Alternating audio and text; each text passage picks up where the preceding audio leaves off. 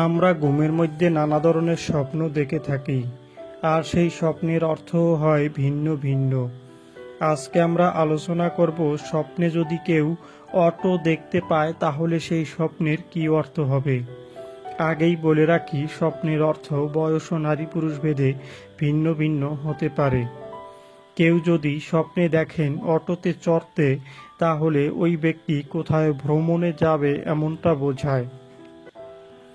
যদি কোনো ব্যক্তি স্বপ্নে দেখে অটো চালাতে বা অটো ড্রাইভিং করতে, তাহলে ওই ব্যক্তি কারো উপকার করবে এমনটা বোঝায়।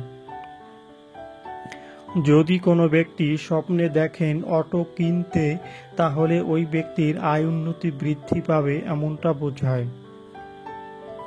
যদি কোনো ব্যক্তি স্বপ্নে অটো ভাঙা দেখতে পায়, তাহলে ওই ব্যক্তির সংসারে অশান্তি হবে এমনটা বোঝায়।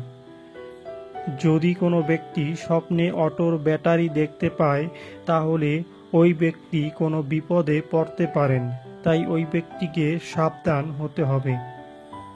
যদি কোনো ব্যক্তি স্বপ্নে দেখেন অটো চুরি করতে বা অটো চুরি হতে দেখেন, তাহলে ওই ব্যক্তি কোনো ক্ষতির সম্মুখীন হতে পারেন।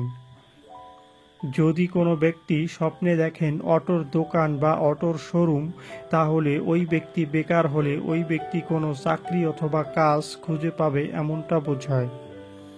যারা যারা আমাদের ভিডিওটি দেখেছেন তাদেরকে অসংখ্য ধন্যবাদ।